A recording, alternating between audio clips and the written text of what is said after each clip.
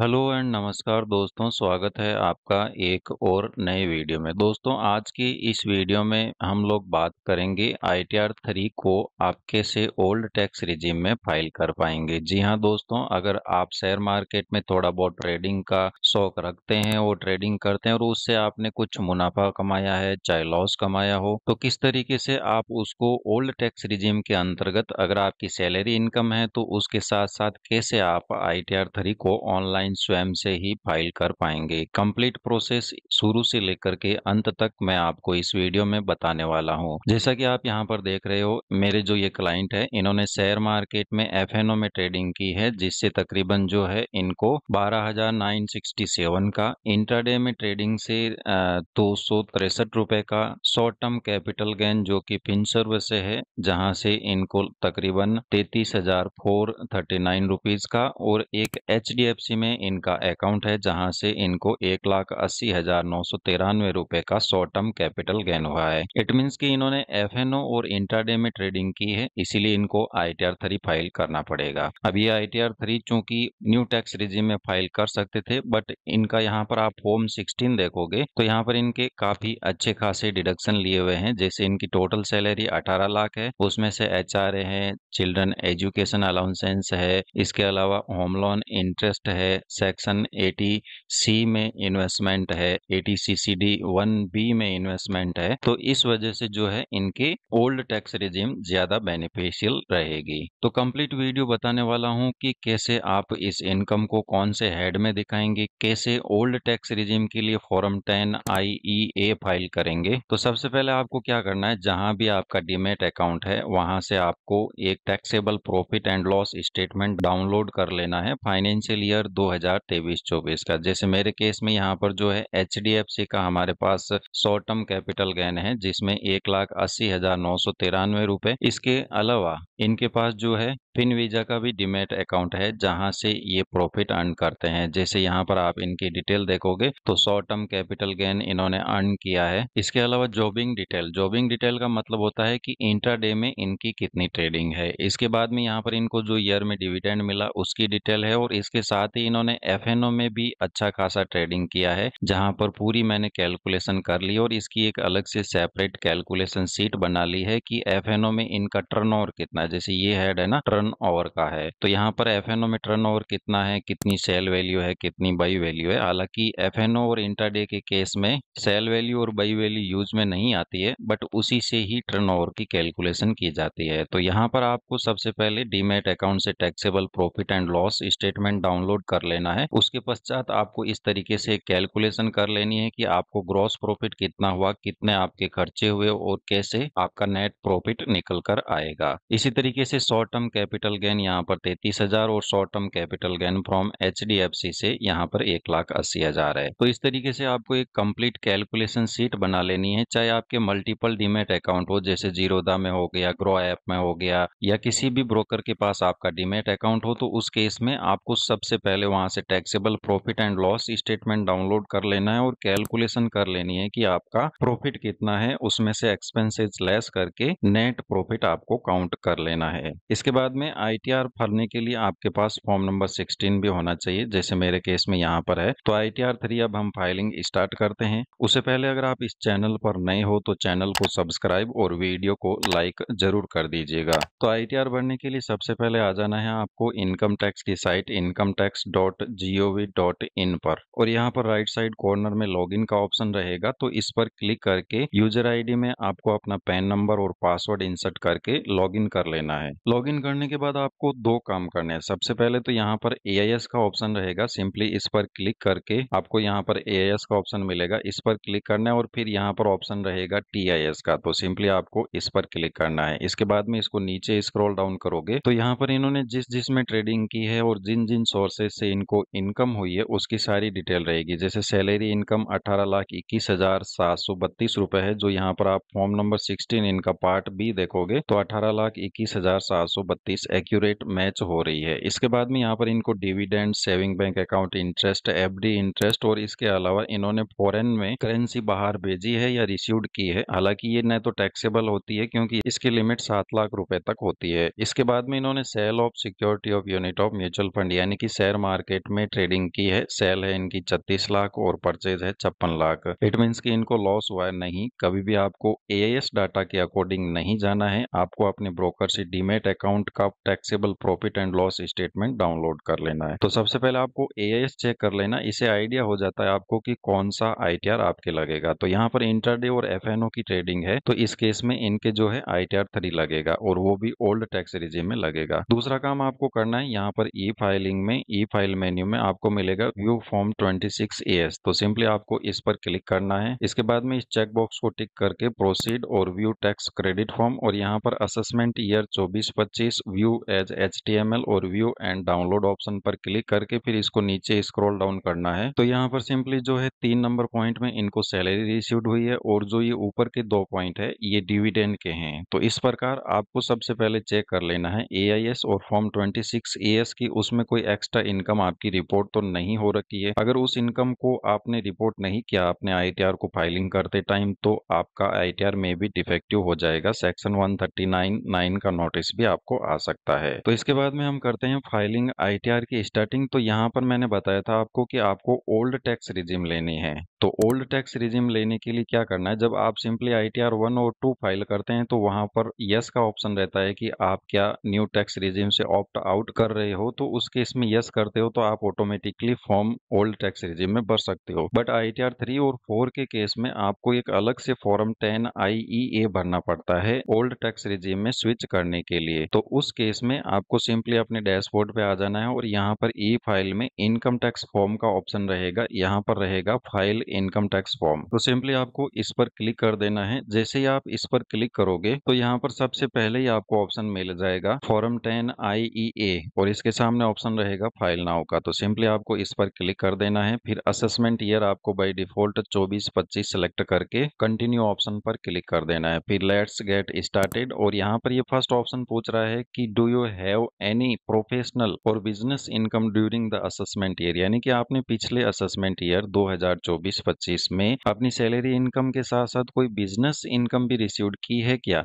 अगर की है तो आपको यस करना है, तभी आप ये फॉर्म भर पाओगे। अदरवाइज यहाँ पर अगर आप नो कर देते हो तो ये ऑप्शन कंटिन्यू का हाईलाइट नहीं होगा। फिर इसके बाद में ये कह रहा है ड्यू डेट क्या है, आप जो आईटीआर फॉर्म भर रहे हो उसकी ड्यू डेट क्या है। तो हम 31 जुलाई से पहले भर रहे हैं तो सेक्शन 139 के लिए तो यहाँ पर फर्स्ट ऑप्शन सेलेक्ट करके कंटिन्यू कर देना है और यहाँ पर यस कर देना है। इसके बाद में यहाँ पर बेसिक इन्फॉर्मेशन की टैब रहेगी, सिंपली आपको इस पर क्लिक करना है। यहाँ पर आपकी नाम, पैन नंबर और डिटेल वगैरह आएगी तो इसको सेव कर देना है। इसके बाद में एडिशनल इन्फॉर्मेशन पर क्लिक करना है और इसको भी सिंपली आपको सेव कर देना है। फिर यहाँ पर रहेगा डिक्लेरेशन एंड वेरिफिकेशन। तो यहाँ पर इस चेक बॉक्स को टिक मार्क करके यहाँ पर सन, डॉटर यानी कि आपको आगे लिखना है कि आपके पिताजी का नाम क्या है, या अगर आप लेडीज हो तो उस केस में डॉटर, ऑफ के केस में पिताजी का नाम। तो यहाँ पर आपको सन सेलेक्ट करना है और आपका फादर नेम आपको यहाँ पर लिख देना है। फिर यहाँ पर दोनों इन चेक बॉक्स को टिक मार्क कर देना है और यहाँ पर पहले से एंटर करके आपको सेव ऑप्शन पर क्लिक कर देना है। इस प्रकार आपका फॉर्म 10E इतना हार्ड एंड फास्ट नहीं है, इसमें जनरली 3 ऑप्शन होते हैं और उन तीनों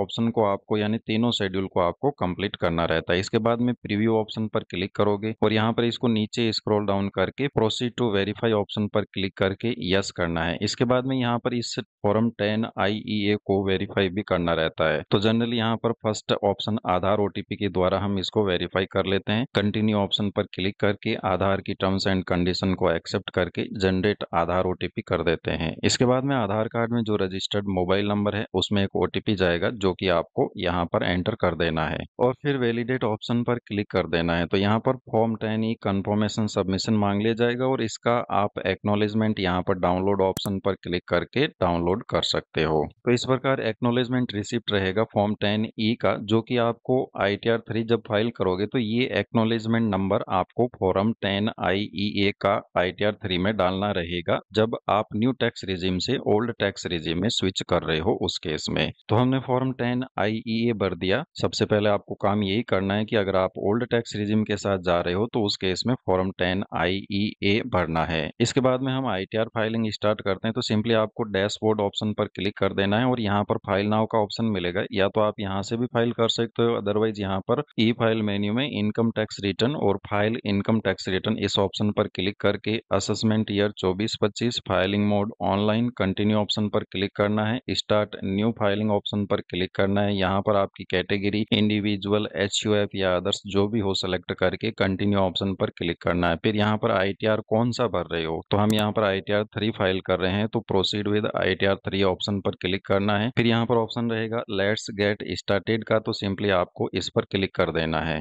इसके बाद में ये रीजन पूछ रहा है कि आप ITR क्यों भर रहे हो। चाहे कोई भी ITR भरो, सब में यही रीजन आता है। तो अगर आपका पिछले फाइनेंशियल ईयर में टैक्स जो है 25,000 रुपए या इससे ज्यादा बना है और आपकी टैक्स लाइबिलिटी 25,000 और इससे ज्यादा है, तो उस केस में आपको सेक्शन 139(1) के प्रोविजो के तहत यहाँ पर इस ऑप्शन को टिक करना है। और अगर आप अपना रिफंड ले रहे हो या टैक्स लाइबिलिटी नहीं बनती है, तो सिंपली आपको फर्स्ट ऑप्शन या लास्ट में से कोई भी एक सेलेक्ट कर लेना है। तो हम यहाँ पर जो है ये सेक्शन 139(1) का प्रोविजो 7th प्रोविजो सेलेक्ट करके कंटिन्यू ऑप्शन पर क्लिक करते हैं। इसके बाद में यहाँ पर आएंगे खूब सारे शेड्यूल्स। तो आपको अपनी इनकम के अकॉर्डिंग यहाँ पर शेड्यूल सेलेक्ट करने हैं कि आपकी कौन कौन सी इनकम किस किस हेड से है। तो यहाँ पर सबसे पहले जनरल में यहाँ पर फर्स्ट एक ही शेड्यूल आपको सेलेक्ट करना है। फिर यहाँ पर इनकम शेड्यूल में इनकी सैलरी इनकम है, हाउस प्रॉपर्टी इनकम नहीं है, बट हाउस प्रॉपर्टी पर ये इंटरेस्ट पेमेंट कर रहे हैं, तो उस केस में यहाँ पर फर्स्ट हाउस प्रॉपर्टी का शेड्यूल भी सिलेक्ट करना है। इसके बाद में इनको कैपिटल गेन है, शॉर्ट टर्म कैपिटल गेन भी है, और शेड्यूल 112A भी आपको यहाँ पर सिलेक्ट कर लेना है। इसके बाद में ये सिलेक्ट नहीं करना है, शेड्यूल VD आपको सिलेक्ट करना है उस केस में जब आप क्रिप्टो करेंसी में ट्रेडिंग कर रहे हो, यानी कि आपकी VDA ट्रेडिंग हो, वर्चुअल डिजिटल एसेट्स की ट्रेडिंग हो, तो उस केस में आपको शेड्यूल VDA सेलेक्ट करना है। इसके बाद में इनकम फ्रॉम अदर सोर्सेज में जैसे आपके FD का इंटरेस्ट आ जाएगा, डिविडेंड आ जाएगा, बचत खाते का ब्याज आ जाएगा, तो ये सारे के सारे शेड्यूल अदर सोर्सेज इनकम में जाएंगे। तो उस केस में ये शेड्यूल भी आपका सेलेक्ट रहना चाहिए। फिर इसके बाद में हमारे साइड कोई भी शेड्यूल काम का नहीं है। एग्जेम्प्ट इनकम का शेड्यूल जो है उस केस में काम का होता है जब एग्रीकल्चर इनकम या डिविडेंड इनकम जो कि एग्जेम्प्ट होती है उसको शो करना होता हो। तो हमारे यहाँ पर डिविडेंड इनकम है, जैसा कि आपने AIS देखा, AIS में यहाँ पर डिविडेंड इनकम है, तो उस केस में हमें शेड्यूल एग्जेम्प्ट इनकम का भी सेलेक्ट करना है। इसके बाद में हम ऊपर जाते हैं वापस, और बिजनेस के अंतर्गत ये 8 शेड्यूल आपके सेलेक्ट रहेंगे बाय डिफॉल्ट, तो इन 8 को आपको सेलेक्ट रहने देना है। फिर डेप्रिसिएशन, यानी कि अगर आप कोई प्लांट या मशीनरी वगैरह लगा रहे हो तो ये शेड्यूल सेलेक्ट करने हैं। तो हमारे केस में ऐसा कुछ नहीं है, तो हम इसको एक साथ ही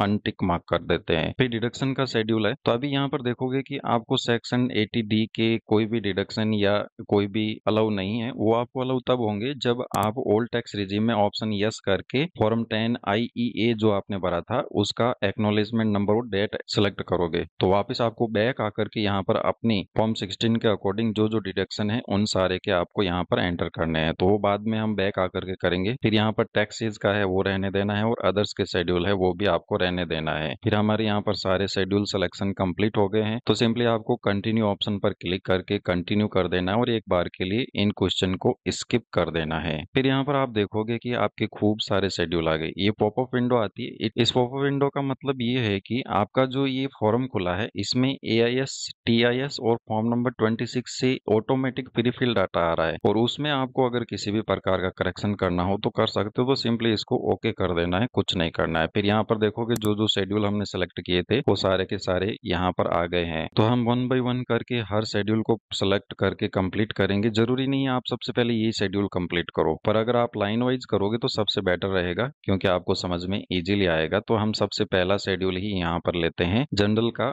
सिंपली आपको इस शेड्यूल पर कहीं पर भी क्लिक कर देना, जैसे हम यहाँ पर क्लिक कर दिया। फिर यहाँ पर पर्सनल इन्फॉर्मेशन में आपका पैन नंबर, नाम जो भी होगा वो आएगा, और कॉन्टेक्ट डिटेल में आपका एड्रेस, मोबाइल नंबर और मेल ID आएगा। तो इसमें अगर आपको किसी भी प्रकार का करेक्शन करना हो हो तो कर सकते हो। फिर तीसरा ऑप्शन यहाँ पर रहेगा फाइलिंग सेक्शन, तो इस पर आपको क्लिक करना है। फिर ये कह रहा है कि आप जो रिटर्न भर रहे हो उसकी ड्यू डेट क्या है, तो हम normal tax salary tax payers है तो 31 जुलाई ही ड्यू डेट रहती है। इसके बाद में फाइलिंग अंडर सेक्शन 139(1), यानी कि अगर आप ड्यू डेट से पहले भर रहे हो, 31 जुलाई से पहले अपना ITR भर रहे हो, तो उस केस में सेक्शन 139(1) का यहाँ पर सिलेक्शन रहेगा। फिर यहाँ पर जो है कि आपका ये जो ITR फॉर्म है by default new tax regime में खुल रहा है, तो आपको ओल्ड टैक्स रिजिम में स्विच करना है। तो यहाँ पर ये कह रहा है कि ऑप्ट आउट, क्या आप ऑप्ट आउट करना चाहते हो न्यू टैक्स रिजिम से, तो यहाँ पर यस सेलेक्ट करना है। जैसे आप यस सेलेक्ट करोगे तो यहाँ फॉर्म 10 IEA जो हमने भरा था पहले उसका एक्नॉलेजमेंट नंबर वगैरह मांग लिया जाएगा। तो यहाँ पर सिंपली जो है फॉर्म 10 IEA का ये जो एक्नॉलेजमेंट नंबर है इसको डबल क्लिक करके कॉपी कर लेना है और यहाँ पर पेस्ट कर देना है। फिर आपने फॉर्म 10 IEA कब भरा, तो 4 जुलाई 2024 को भरा, तो यहाँ पर आपको डेट सेलेक्ट कर लेनी है 4 जुलाई 2024। इसके बाद में इसको नीचे स्क्रॉल डाउन करोगे तो ये कह रहा है कि आप सेक्शन 139(1) के प्रोविजो 7 के तहत अपना ITR फाइल कर रहे हो, तो जो भी आपका टैक्स कटा हो यहाँ पर आप देखोगे 2,10,893 आपका टैक्स कटा है, तो सिंपली आपको यहाँ पर एंटर कर देना है 2,10,893 रुपए। इसके बाद में यहाँ पर रेजिडेंशियल स्टेटस पूछेगा, तो आपको यहाँ पर सिंपली रेजिडेंस सेलेक्ट कर लेना है अगर आप भारत के निवासी हो, और फर्स्ट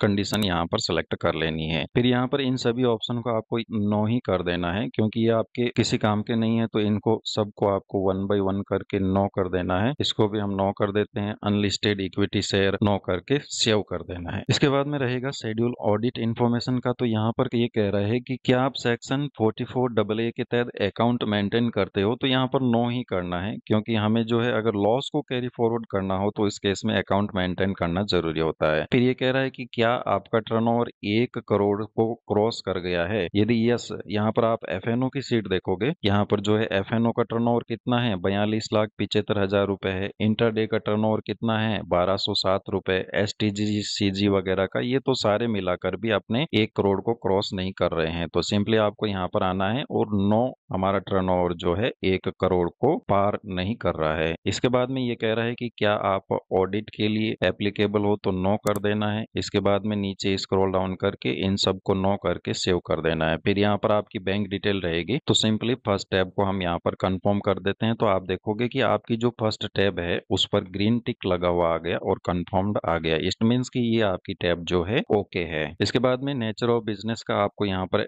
डिटेल एंटर करना है, तो ऐड डिटेल ऑप्शन पर क्लिक करना है। कोड में यहाँ पर आपको सर्च कर लेना इन्वेस्टमेंट एक्टिविटीज, जिसका कोड होगा 13010 यानी 13,010, इसको सेलेक्ट करना है। और यहाँ पर अगर आपका कोई ट्रेडिंग नाम हो तो ठीक है, अदरवाइज आपको अपना खुद का नाम यहाँ पर एंटर कर देना है। और फिर डिस्क्रिप्शन में आपको लिख देना है कि आप किस तरीके की इन्वेस्टमेंट एक्टिविटी करते हो। जैसे मैंने यहाँ पर लिख दिया है कि हम जो शेयर मार्केट में ट्रेडिंग करते हैं इंट्राडे, FNO, शॉर्ट टर्म और लॉन्ग टर्म में। उसके बाद में ऐड ऑप्शन पर आपको क्लिक करके इस टैब को भी कंफर्म कर देना, यानी कि हमारी जो है दूसरी टैब यहाँ पर कंफर्म हो चुकी है। इसके बाद में यहाँ पर रहेगा तीसरा शेड्यूल बैलेंस शीट का, तो सिंपली आपको इस शेड्यूल पर भी क्लिक कर देना है। इसके बाद में अगर आप बुक्स ऑफ अकाउंट मेंटेन करते हो सेक्शन 44 के अंडर में, तो यहाँ पर जो आपकी इन्वेस्टमेंट कैपिटल है वो और आपके पास कहाँ कहाँ उसको इन्वेस्ट किया है, पार्ट A और B कंप्लीट करना है। तो हम यहाँ पर बुक्स ऑफ अकाउंट मेंटेन नहीं कर रहे हैं, तो सिंपली नो अकाउंट के केस में आ जाना है। और उसके बाद में संडी डेटर्स अगर आपकी कुछ हो तो लिख देना है, अदरवाइज इनको छोड़ देना है। और फिर अमाउंट ऑफ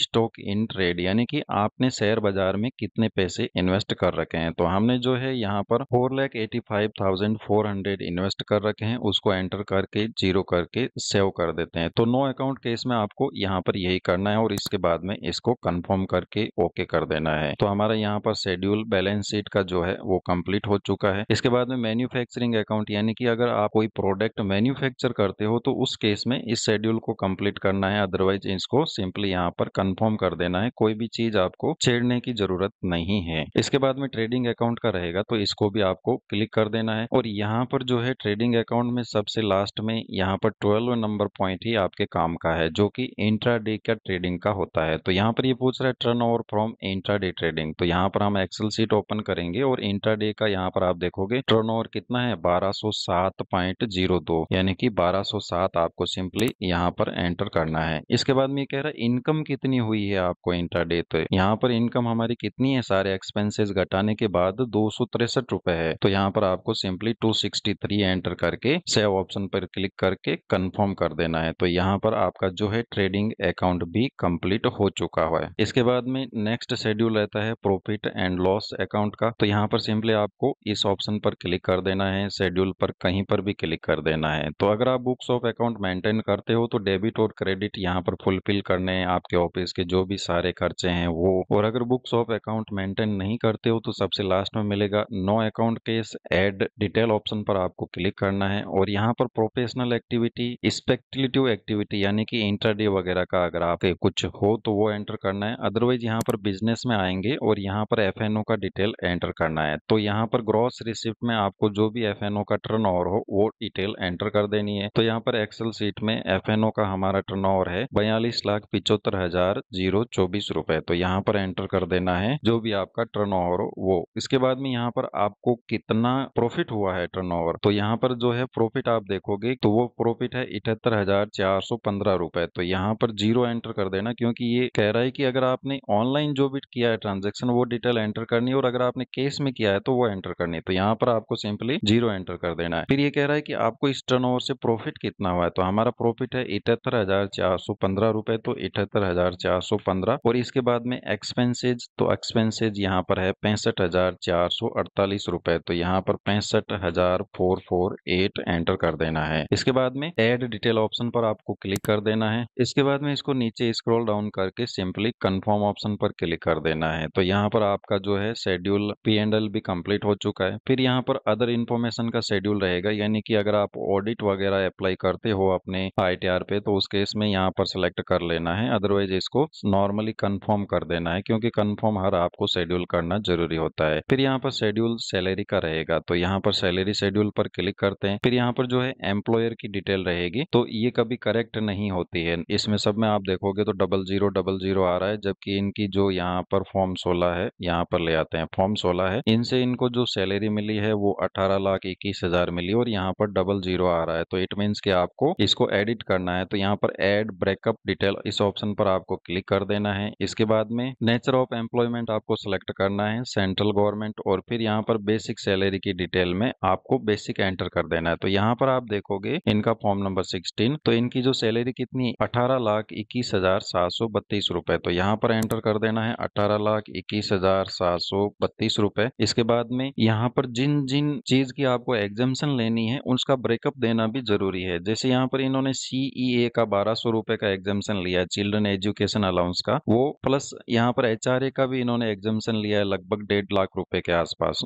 तो ये दोनों का ही ब्रेकअप देना जरूरी होता है। अगर आप ब्रेकअप नहीं दोगे यानी कि इसको तोड़ोगे नहीं, तब तक आपको जो है सेक्शन 10 में ये डिडक्शन नहीं मिलेंगे। तो यहाँ पर HRA कितना है 14,99,11। तो यहाँ पर आपको ऐड डिटेल ऑप्शन पर क्लिक करके यहाँ पर HRA सेलेक्ट कर लेना है 14,99,11। इसके बाद में अगेन यहाँ पर ऐड डिटेल ऑप्शन पर क्लिक करना है और यहाँ पर चिल्ड्रन एजुकेशन अलाउंसेंस अगर आपको मिले तो ठीक है, अदरवाइज यहाँ पर अदर अलाउंसेंस का ऑप्शन रहेगा और यहाँ पर लिख देना है चिल्ड्रन एजुकेशन अलाउंसेंस और उसका अमाउंट कितना है 1200। यहाँ पर आप फॉर्म 16 देखोगे तो 1200। तो यहाँ पर अगर आपकी कोई और डिडक्शन हो तो उसका ब्रेकअप सेपरेटली देना है, अदरवाइज आप सेक्शन 10 में यहाँ पर छूट नहीं ले पाओगे। इसके बाद में यहाँ पर आप देखोगे आपकी सैलरी तो 18 लाख ही है, बट यहाँ पर आप टोटल देखोगे तो 19 लाख हो गई। तो उस केस में आपको क्या करना है कि जो मेन सैलरी है, जैसे मेन सैलरी कितनी है 18,21,732, तो उसमें से आपको लेस कर देना है 14,99,11 और 1200 रुपए। फिर रिमेनिंग जो बचता है 16,70,621 वो आपको यहाँ पर एंटर करना है। इसके बाद में आप अगर नेक्स्ट करोगे तो यहाँ पर इनकी सैलरी कितनी आ गई 18,21,732 और यहाँ पर भी 18,21,732, यानी कि ये हमारे फॉर्म 16 से मैच कर रही है। बाद में ये डिडक्शन लेंगे तो हमारी सैलरी 16,70,000 हो जाएगी। तो यहाँ पर सिंपली आपको सेव ऑप्शन पर क्लिक कर देना है। इसके बाद में यहाँ पर सेक्शन 10 में आपको ब्रेकअप देना है, तो ये अननेसेसरी है। सबसे पहले तो इनको डिलीट कर देना है, डिलीट कर देते हैं। फिर सेक्शन 10 में हमने किसकी छूट ली है, यहाँ पर HRA की छूट ली है 1,49,911 रुपए की। तो एड अनदर ऑप्शन पर क्लिक करना है और यहाँ पर HRA का ऑप्शन मिलेगा सेक्शन 10-13 में, HRA सेलेक्ट कर लेना है और 1,49,911 रुपए एंटर करके एड ऑप्शन पर क्लिक कर देना है। इसके बाद में हमारा दूसरा यहाँ पर एग्जामेशन है 1200 रुपए का चिल्ड्रन एजुकेशन अलाउंसेंस। तो वापस यहाँ पर सेक्शन 10 में आना है और एड अनदर ऑप्शन पर क्लिक करके यहाँ पर सबसे लास्ट में एनी अदर, और यहाँ पर आपको एंटर कर देना है चिल्ड्रन एजुकेशन अलाउंसेंस और उसका 1200 रुपए। इसके बाद में एड ऑप्शन पर आपको क्लिक कर देना है। फिर इसको नीचे स्क्रॉल डाउन करोगे तो 16,20,621 रुपए, और यहाँ पर भी हमारी 16,20,621। यहाँ पर जो है सेक्शन 16 थर्ड में इन्होंने 25,000 रुपए का जो इनको सुविधाएं मिलती है, उन सुविधाओं पर जो एम्प्लॉयर टैक्स पे करता है उसकी भी इसको रिबेट मिली है। तो यहाँ पर 2500 रुपए सेक्शन 16 में यहाँ पर डिडक्शन रहेगा। सेक्शन 16 यहाँ पर क्लिक करोगे तो यहाँ पर थर्ड ऑप्शन मिल जाएगा। तो सिंपली आपको यहाँ पर 2500 रुपए एंटर कर देने हैं, इसको सेव भी कर देना है। फिर यहाँ पर आपकी सैलरी रहेगी 16,18,121 और 16,18,121 रुपए। तो सिंपली आपको जो है फिर कंफर्म कर देना है सैलरी की टैब को। यहाँ पर आप देखोगे कि आपकी सैलरी की टैब भी कंप्लीट हो चुकी है। इसके बाद में हाउस प्रॉपर्टी की, तो अगर आपकी रेंटल इनकम आती है तो भी इसकी डिटेल एंटर करनी है। फिर यहाँ पर रहेगा do you want to add house property, तो इस ऑप्शन पर आपको क्लिक करना है। तो यहाँ पर जो है आपका जिस प्रॉपर्टी पर होम लोन चल रहा है, यहाँ पर आप फॉर्म 16 देखोगे तो 1,17,190 की इन्होंने छूट ले रखी है। तो आपका जिस प्रॉपर्टी पे होम लोन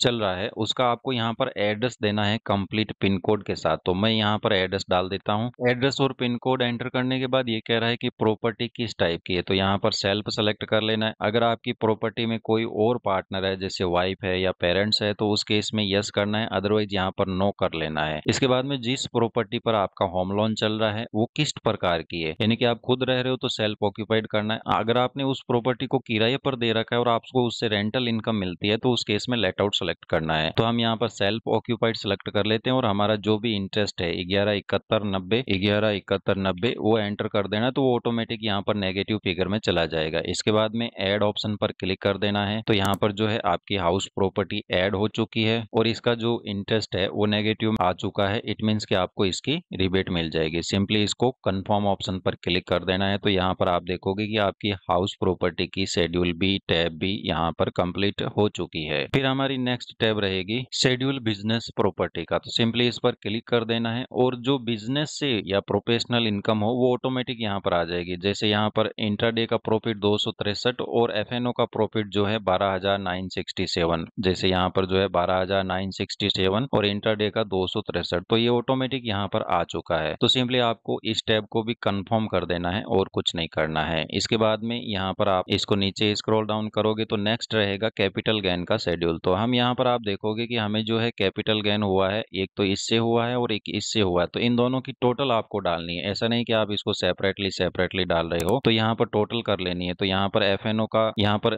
कैपिटल गेन का शेड्यूल आएगा। तो यहाँ पर शॉर्ट टर्म कैपिटल गेन के लिए आपको शेड्यूल 111A सेलेक्ट कर लेना है और फिर कंटिन्यू ऑप्शन पर क्लिक कर देना है। फिर यहाँ पर शॉर्ट टर्म की डिटेल एंटर करने के लिए फर्स्ट शेड्यूल रहेगा, सिंपली इस पर क्लिक करना है और ऐड डिटेल ऑप्शन पर क्लिक करना है। फिर यहाँ पर सेक्शन 111A सेलेक्ट कर लेना है। फिर फुल कंसिडरेशन सेल वैल्यू, यानी कि आपको कितना पैसा टोटल मिला है शेयर बेचने से, प्रॉफिट नहीं, आपने जो सेल अमाउंट है वो एंटर करना है। तो यहाँ पर एक्सेल फाइल को आप ओपन करोगे तो STCG और STCG, तो इसको हम एक बार के लिए यहाँ पर कॉपी कर लेते हैं और HDFC के STCG में यहाँ पर चले जाते हैं और यहाँ पर इसको पेस्ट स्पेशल करके और वैल्यूज के लिए कर देते हैं। अब इसके बाद में ये टोटल सेल वैल्यू आ गई, तो ये सेल वैल्यू और ये सेल वैल्यू इसकी हमें टोटल कर लेनी। तो इस कॉलम को थोड़ा सा बड़ा कर देते हैं और इसके बाद में इक्वल टू इसको प्लस कर देते हैं और इसको भी प्लस कर देते हैं। फिर यहाँ पर जो है इक्वल टू जो लेस बाई वैल्यू है इसको भी प्लस कर देते हैं और इसको भी प्लस कर देते हैं। फिर हमारा प्रॉफिट तो आ ही जाएगा सेल वैल्यू में से जो बाई वैल्यू लेस करेंगे। इसके बाद में जो एक्सपेंसेज है उसको भी हमें प्लस कर देना है। तो यहाँ पर तो 0 है और यहाँ पर 1254 है। फिर इसके बाद में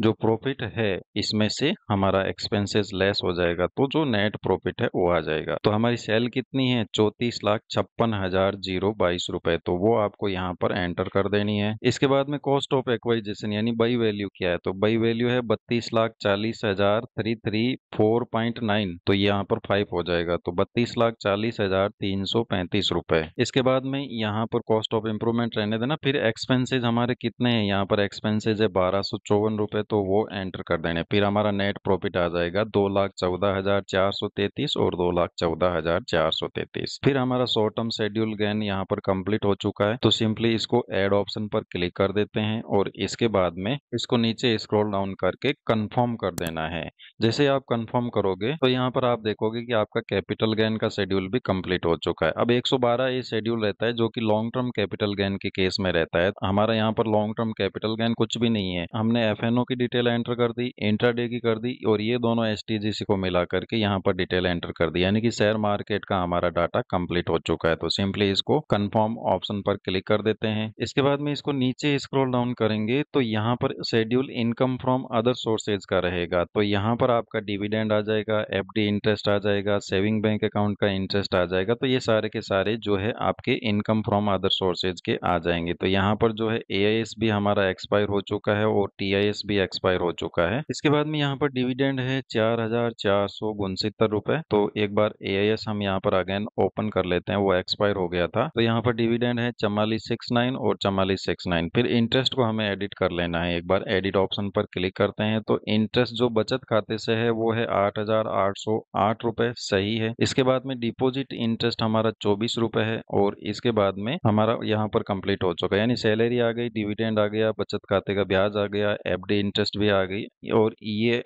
जो शेयर मार्केट का वो आ गया। और ये एंटर नहीं करना है, हालांकि ये जरूरी भी नहीं होता है, क्योंकि अगर आप इतनी इनकम कमा रहे हो तो डेफिनेटली फॉरेन में पैसे भेज सकते हो और इश्यूड कर सकते हो। तो फॉरेन वाला जो ये कंप्लीट जरूरी नहीं है आपको कहीं पर भी एंटर करना। तो सिंपली आपको सेव ऑप्शन पर क्लिक कर देना है। तो यहाँ पर इंटरेस्ट वाला पोर्शन आपके कंप्लीट हो चुका है। फिर हम यहाँ पर बढ़ते हैं फॉर्म 16 की तरफ। हमने जो है ये सैलरी वाला ले लिया। फिर हमारा शेड्यूल अदर सोर्सेज कंप्लीट हो चुका है। फिर कैरी फॉरवर्ड शेड्यूल रहेगा, जो करंट ईयर के लॉसेज हैं उनको आपस में एक दूसरे की इनकम से सेट ऑफ करना। तो अगर आपके एफएनओ के लॉस होते तो वो यहाँ पर सेट ऑफ हो जाते हैं, बट हमारे यहाँ पर एफएनओ में भी प्रॉफिट है, इंट्राडे में भी प्रॉफिट है, शॉर्ट टर्म में भी प्रॉफिट है। तो प्रॉफिट के केस में सिंपली आपको इन सबको कंफर्म ही करना होता है और लॉस के केस में भी आपको इनको कंफर्म ही करना होता है, क्योंकि ये ऑटोमेटिक आपस में एक दूसरे के हेड से सेट ऑफ हो जाते हैं। फिर इसको नीचे स्क्रॉल डाउन करके सिंपली कंफर्म ऑप्शन पर क्लिक करके इस शेड्यूल को आपको कंफर्म कर देना है। फिर नीचे स्क्रॉल डाउन करना है। BFLA brought forward current year losses होते हैं, जो मतलब पिछले सालों के आपके कोई लॉसेज हो तो उनको करंट ईयर की इनकम के साथ सेट ऑफ करना हो तो इस शेड्यूल का आप यूज कर सकते हैं। हमारे पिछले सालों के ऐसे कोई शेड्यूल भी नहीं है, और शेड्यूल है और लॉस है तो भी वो सेट ऑफ नहीं हो पाएंगे, क्योंकि पिछले सालों में इन्होंने ITR 1 फाइल किया हुआ है। तो अगर आपको कोई लॉसेज हो शेयर मार्केट में तो उस केस में ITR 2 या 3 फाइल करके आपके लॉसेज को आप नेक्स्ट ईयर में कैरी फॉरवर्ड कर सकते हो, और उस केस में आपके लॉसेज जो है फ्यूचर में जब भी आपको प्रॉफिट होगा तो उसके अगेंस्ट में सेट ऑफ हो जाएंगे। तो सिंपली आपको इसके नीचे स्क्रॉल डाउन करके कंप्यूट सेट ऑफ पर क्लिक कर देना है और इस शेड्यूल को भी आपको कंप्लीट कर देना है। तो कंटिन्यू पर क्लिक करोगे तो यहाँ पर आपका ये शेड्यूल भी कंप्लीट हो जाएगा। इसके बाद में नीचे स्क्रॉल डाउन करना है, यहाँ पर रहेगा past year losses to be brought forward. तो इस शेड्यूल को भी आपको कंफर्म ही करना है। इन शेड्यूल में कुछ भी ऐसा एडिट वगैरह या आपको कोई भी डाटा मैनुअली एंटर करने की रिक्वायरमेंट नहीं रहेगी। जैसा है उनको नीचे स्क्रॉल डाउन करके कंप्यूट सेटअप ऑप्शन पर क्लिक करके ओके कर देना, यानी कि कंफर्म करना जरूरी होता है हर शेड्यूल को। फिर हमारा नेक्स्ट यहाँ पर शेड्यूल रहेगा चैप्टर 6A का, ये सबसे इम्पोर्टेंट शेड्यूल है। तो यहाँ पर जो है 6A के शेड्यूल को हम ले लेते हैं। तो सबसे पहले इसकी जो सारी डिटेल है वो आपको फॉर्म 16 से एंटर करनी है, यानी कि फॉर्म 16 में क्या क्या डाटा आपका चैप्टर 6A में डिडक्टेबल है। तो सिंपली आप यहाँ पर फॉर्म 16 ओपन करोगे तो इसको नीचे स्क्रॉल डाउन करोगे तो यहाँ पर जो है आपका सेक्शन 80C में क्या डिडक्शन है, 1,49,830 रुपए है, और 80CCD1 में 170 रुपए, तो दोनों मिलाकर के 1.5 लाख रुपए हो गए। तो सिंपली आपको यहाँ पर ऐड डिटेल ऑप्शन पर क्लिक करना है और यहाँ पर रहेगा 80C का। तो यहाँ पर जो है आपको ये अमाउंट एंटर कर देना है 149,830 रुपए। तो 149,830 एंटर कर दिए हैं और इसके बाद में ऐड ऑप्शन पर क्लिक कर देना है। फिर हमें जो है यहाँ पर दूसरा एंटर करना है 80CCD1। तो यहाँ पर ऐड अनदर पर क्लिक करेंगे और 80CCD1 ये यहाँ पर रहा, तो इसको एंटर कर देना है और 170 रुपए एंटर कर देना, क्योंकि इतनी ही गुंजाइश है इसमें। फिर इसके बाद में अगेन फॉर्म 16 80CCD1B में भी इन्होंने 50,000 डाल रखा है। तो यहाँ पर ऐड अनदर ऑप्शन पर क्लिक करते हैं और 80CCD1B ये ले लेना है और यहाँ पर भी आपको 50,000 रुपए एंटर कर देने हैं। 50 ही हुए, ठीक है, तो 50,000 ऐड कर दिए, ठीक है। इसके बाद में 2 लाख ये हो गए, तो 2 लाख तो हमारा ये कोटा पूरा हो ही गया, 2 लाख रुपए। अब क्या होता है कि अगर आप ओल्ड टैक्स रिजिम के साथ जाते हो तो जो बचत खाते का ब्याज होता है तो वो भी आपको 10,000 रुपए तक एग्जम्प्ट होता है। तो 8808 है वो भी हम एग्जम्प्ट करवा लेते हैं लगे हाथ। तो यहाँ पर ये शेड्यूल रहेगा बचत खाते के लिए। तो एड डिटेल ऑप्शन पर आप क्लिक करोगे और फिर यहाँ पर जो है सबसे ऊपर आ जाएगा section 80TTA interest on saving bank account in case of other than resident senior citizen. तो यहाँ पर जो है आपको 10,000 एंटर करोगे तो होगा नहीं, वही मिलेगा जो आपका एक्चुअल में है। जैसे यहाँ पर 8808 8808 है ना, तो वही है। तो यहाँ पर 8808 ही एंटर करें, ज्यादा होशियारगी करके आप ज्यादा एंटर नहीं करें, और इसके बाद में सेव ऑप्शन पर क्लिक कर देना है। ठीक है, इसके बाद में इसको भी हम यहाँ पर सिंपली जो है कंफर्म कर देते हैं। तो हमारा फॉर्म 16 के अकॉर्डिंग लगभग सारा डिडक्शन यहाँ पर आ गया, कोई भी पीछे नहीं छूटा है, आपको एंट्री चेक कर लेनी है। तो लगभग हमारा जो है फॉर्म 16 के अकॉर्डिंग। अब हमें क्या करना है, नेक्स्ट ले लेते हैं शेड्यूल कौन सा है, स्पेशल टैक्स एड से। तो जो आपका शॉर्ट टर्म कैपिटल गेन होता है वो 15% के हिसाब से टैक्सेबल होता है, और बिजनेस जो इनकम है एफएनओ की वो नॉर्मल टैक्स रेट से एप्लीकेबल होती है। तो यहाँ पर जो है इस शेड्यूल को आपको सबसे लास्ट में आकर के कंप्लीट करना है, कुछ नहीं करना है। ये आधे से ज्यादा शेड्यूल को तो सिंपली आपको कंफर्म ही करना है। जैसे ये एएमटी का शेड्यूल है तो सिंपली आपको इसको भी कंफर्म ही करना है, कोई भी ऐसी विशेष डिटेल एंटर करने की रिक्वायरमेंट नहीं रहती है इन शेड्यूल्स में। तो एएमटी सी का शेड्यूल भी हमें यहाँ पर कंफर्म कर देना है। फिर इसके बाद में अगेन यहाँ पर रहेगा एग्जेम्प्ट इनकम का शेड्यूल, जो डिविडेंड वगैरह का इनकम होता है वो एग्जेम्प्ट होता है, तो वो ऑटोमेटिकली इसमें आ जाएगा, आपको डिटेल एंटर करने की रिक्वायरमेंट नहीं रहती है। और एग्रीकल्चर इनकम भी आप इसमें डाल सकते हो। फिर यहाँ पर computation tax on total income, यानी कि आपकी सैलरी से इनकम कितनी है, इतनी है, आपका एफएनओ से ये आपको प्रॉफिट हुआ है, कैपिटल गेन 2,14,000 रुपए, और इनकम फ्रॉम अदर सोर्सेज में 13,301 रुपए है। इसके बाद में टोटल इनकम इतनी हो गई, और जो आपका हाउस प्रॉपर्टी का इंटरेस्ट है, इसको लॉस कहते हैं एक तरीके से, सेट ऑफ हो गया ये सैलरी के अगेंस्ट में। तो इसके बाद में रिमेनिंग इनकम यहाँ पर ये रही, और फिर ये एटीसी के डिडक्शन, यानी कि ये सारा कैलकुलेशन ऑटोमेटिक कर लेता है, आपको इसको भी कंफर्म कर देना है शेड्यूल, ये सारे कंफर्म करने रहते हैं। इसके बाद में यहाँ पर जो है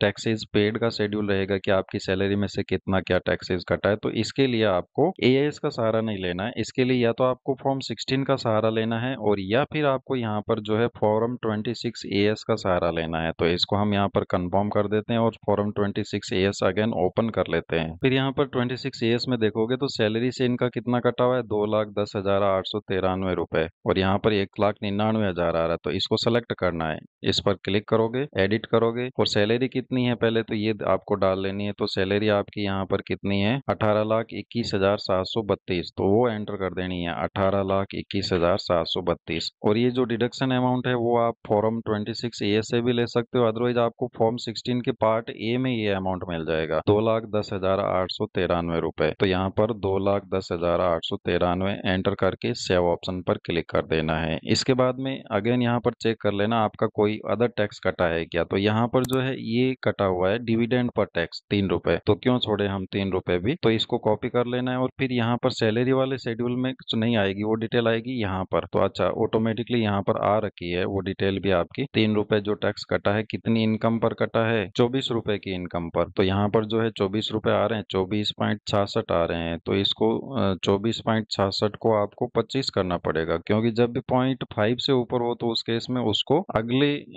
डिजिट में राउंड ऑफ करना जरूरी होता है। तो यहाँ पर जो है 25 एंटर कर देते हैं, और इनकम फ्रॉम अदर सोर्सेज, कई बार यहाँ पर भी एरर आती है, अगर आप तो अदर शेड्यूल जो भी इनकम है, अदर इनकम है, उसका हेड सेलेक्ट नहीं करते हो तो उस केस में। इसके बाद में इसको भी आपको कंफर्म कर देना है। फिर यहाँ पर हमारे ITR 3 के ऑलमोस्ट सभी शेड्यूल जो है कंफर्म हो चुके हैं। तो यहाँ पर पार्ट PATTI यानी computation of tax on total income कितना बन रहा है, 2,49,872 प्लस एजुकेशन सेस मिला करके 2,53,000, और कितना पेड किया हुआ है, 2,10,896 रुपए। हमें पेमेंट कितने का करना है, 42,500 रुपए का और पेमेंट करना है, क्योंकि जो हमारा टैक्स कटा था वो सैलरी के अकॉर्डिंग ही कटा था। कैपिटल गेन जो हमें हुआ है 2,14,000 यानी 2,10,000 के अप्रोक्स, उसका हमने टैक्सेस पेड नहीं किया है, तो उस पर हमारा टैक्स बन रहा है। तो सिंपली आपको यहाँ पर पे लेटर का ऑप्शन कर देना है। बट अगर आपका कोई टैक्सेस ड्यू बन रहा हो तो उसका पेमेंट जरूर करना है। पेमेंट करने के बाद में उसकी डिटेल आपको सेल्फ असेसमेंट टैक्स के हेड में एंटर करनी है। जैसे ये आपका अमाउंट है, आपने पेमेंट कर दिया, चालान आपके पास आ गया, उसके बाद में बैक शेड्यूल में जाना है कि इसको हम कहाँ डिटेल एंटर करेंगे। तो यहाँ पर जो है सबसे लास्ट में ऑप्शन रहेगा टैक्सेस पेड का, इस पर आपको क्लिक करना है, और यहाँ पर भी आपको सबसे लास्ट टैब मिलेगी सेल्फ असेसमेंट टैक्स की। तो इसको नीचे स्क्रॉल डाउन करोगे तो यहाँ पर रहेगा advance and self assessment tax, add detail पर क्लिक करना है, और यहाँ पर जो आपने पेमेंट किया है उस चालान का BSR कोड, किस डेट को पेमेंट किया है, चालान का सीरियल नंबर और कितने रुपए, वो डाल के एड ऑप्शन पर क्लिक करोगे तो आपका जो टैक्स बन रहा है 42,500 रुपए, वो नील हो जाएगा, क्योंकि आपने उसका पेमेंट कर दिया है। यानी कि पेमेंट करने के बाद उस चालान की डिटेल आपको यहाँ पर एंटर करनी है। तो सिंपली इसको हम कंफर्म कर देते हैं। इसके बाद में इसको नीचे स्क्रॉल डाउन करना है और यहाँ पर अगेन इसको कर लेना है कि अब मैं बता देता हूँ आईटीआर को सबमिट कैसे करोगे या फिर कोई एरर आई है या नहीं आई है। तो इसको पे लेटर कर देते हैं एक बार के लिए, बाद में इसका पेमेंट करेंगे, क्योंकि पेमेंट करने से पहले आपको इसको सबमिट भी नहीं करना और नहीं ई वेरीफाई करना है। अगर कर देते हो तो इस केस में आउटस्टैंडिंग टैक्स डिमांड आ जाती है। तो यहाँ पर प्रोसीड टू प्रीव्यू ऑप्शन पर क्लिक करना है। इसके बाद में इसके सबसे लास्ट में आपको आ जाना है और प्रोसीड टू वैलिडेशन ऑप्शन पर क्लिक कर देना है। तो यहाँ पर अगर आपकी कोई एरर आएगी ना वैलिडेशन में तो आ जाएगी, अदरवाइज हमारे केस में तो यहाँ पर सक्सेसफुल हो चुका है। यहाँ तक आना थोड़ा मुश्किल रहता है। इसके बाद में तो प्रोसीड टू वेरिफिकेशन करके वेरीफाई करके सिंपली आपको अपना आईटीआर सबमिट करना है। तो इस प्रकार दोस्तों अगर आपके शेयर मार्केट से इनकम हो जैसे शॉर्ट टर्म लॉन्ग टर्म वगैरह की और अदर इनकम हो तो